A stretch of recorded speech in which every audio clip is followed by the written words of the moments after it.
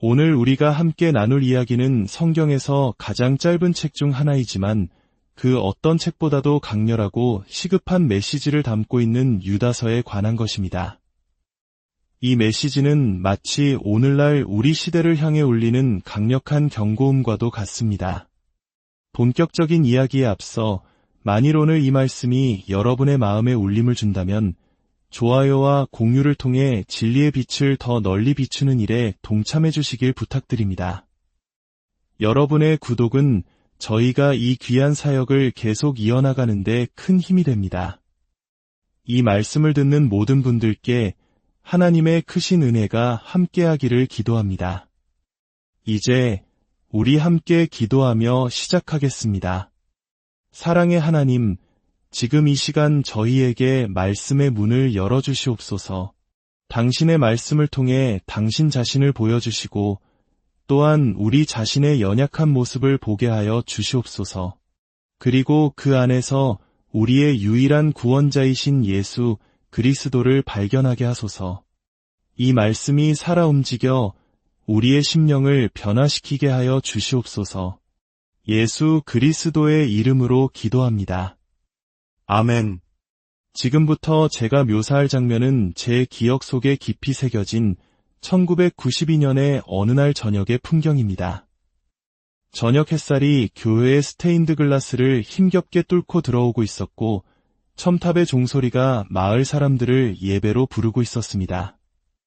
성가대는 눈부신 예복을 입고 돌로 된 통로를 걸어 성가대석에 자리를 잡았습니다.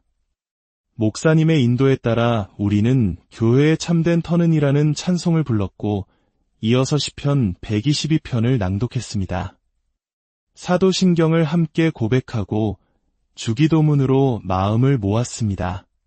짧은 설교가 끝나고 우리는 사철의 봄바람 불어있고라는 찬송으로 예배를 마쳤습니다. 저는 그 자리에 앉아 속으로 생각했습니다. 지금 이 건물 안에서 방금 벌어진 이 모든 일들의 가슴 아픈 아이러니를 나처럼 고통스럽게 느끼는 사람이 또 있을까? 우리는 주님의 보좌는 이 땅의 제국들처럼 결코 쓰러지지 않으리, 당신의 나라는 영원히 서서 자라나리 라는 승리의 찬송으로 예배를 마쳤습니다. 하지만 교회 건물 바로 밖에는 영국의 평범한 시골 마을이 존재하고 있었습니다.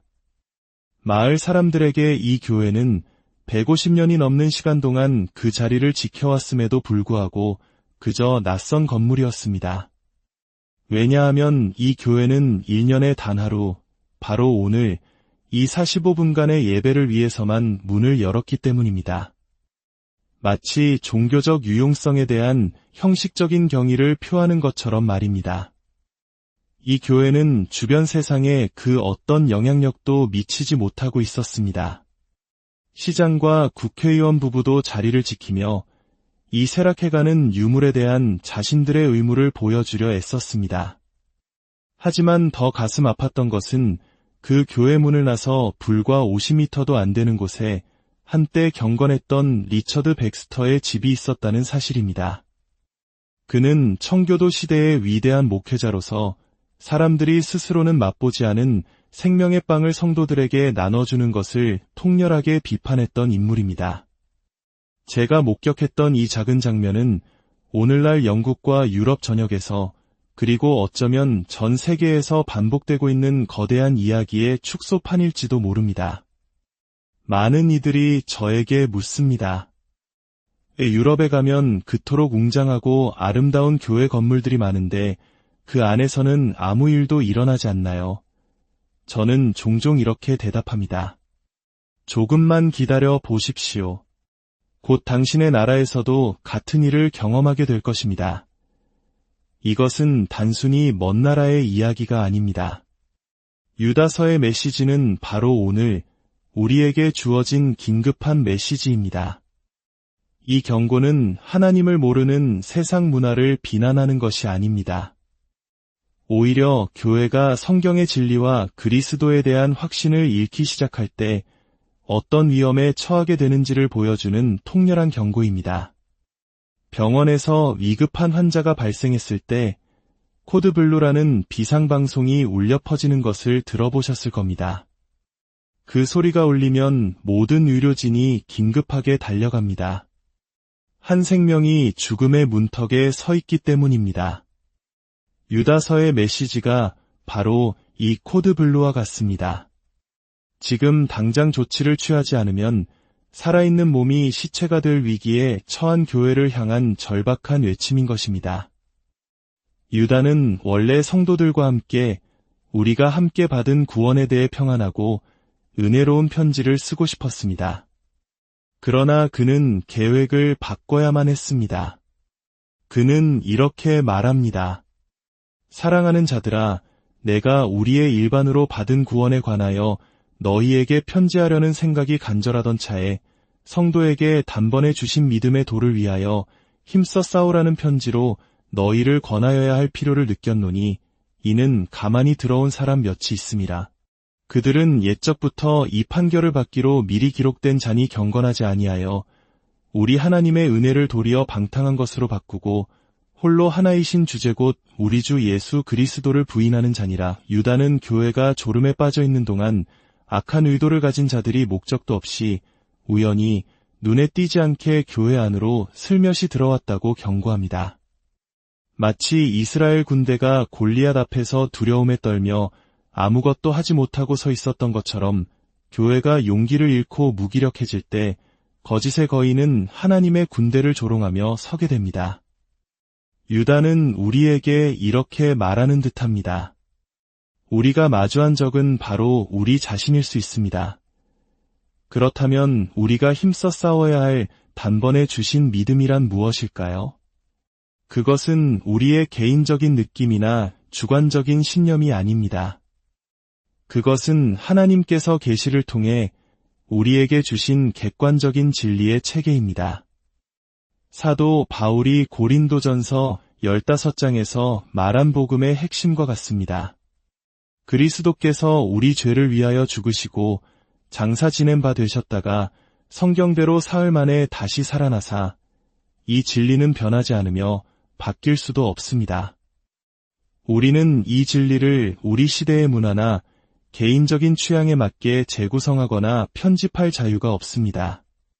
어떤 이들은 말합니다. 나는 예수님은 정말 좋은데 사도 바울은 싫어. 하지만 우리는 예수님과 그분의 사도들이 전한 말씀을 분리할 수 없습니다.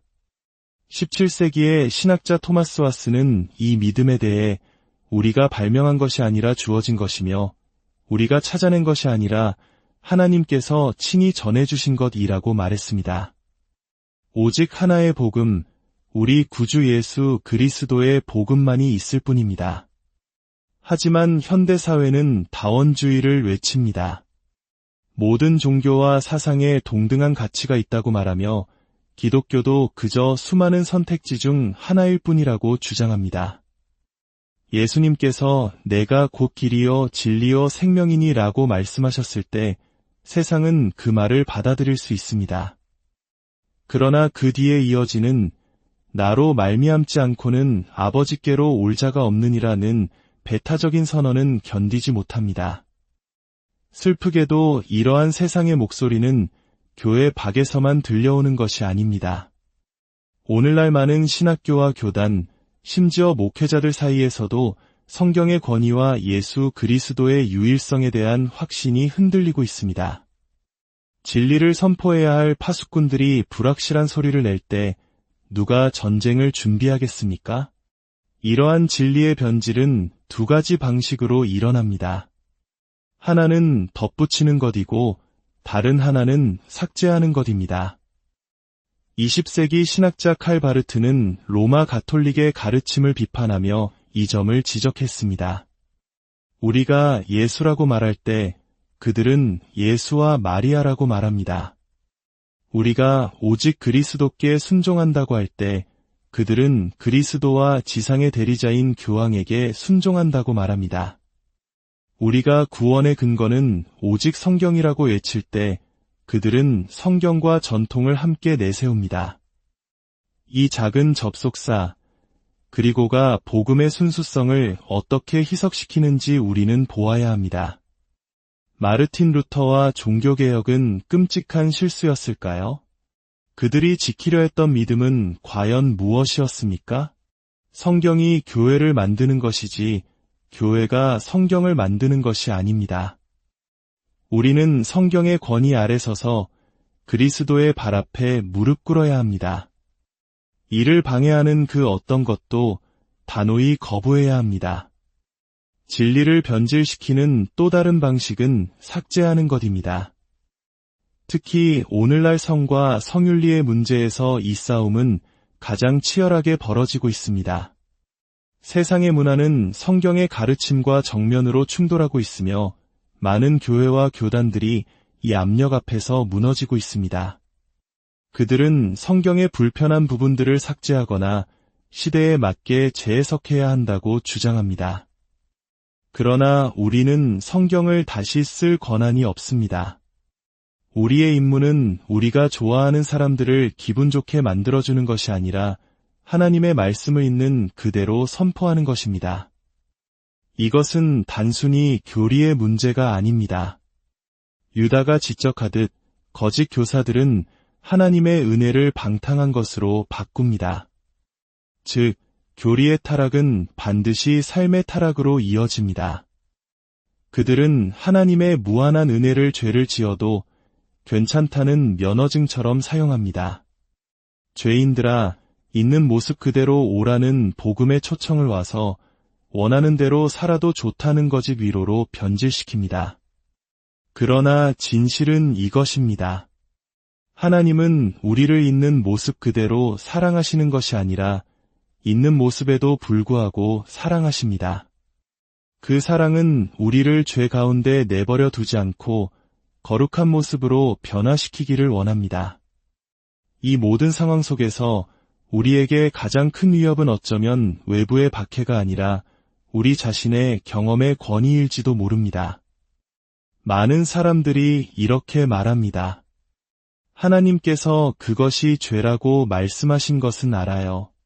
하지만 제 마음에는 이것이 너무 옳게 느껴지는걸요. 하나님도 이해해 주실 거예요. 이것은 자신의 감정과 경험을 성경의 권위 위에 두는 지극히 위험한 태도입니다. 우리는 예수님께서 가르치신 것 외에 다른 것을 믿을 자유가 없으며 그분의 주권이 요구하는 것과 다른 방식으로 행동할 자유가 없습니다. 물론 이 믿음을 위해 싸우는 것은 온유함과 용기를 동시에 필요로 합니다. 우리는 무례하거나 공격적이어서는 안 됩니다. 그러나 암세포를 제거하기 위해 과감하게 칼을 대야 하는 외과 의사처럼 우리는 교회의 생명을 구하기 위해 진리를 단호하게 선포해야 합니다. 사탄조차도 빛의 천사로 가장한다는 사실을 잊지 마십시오.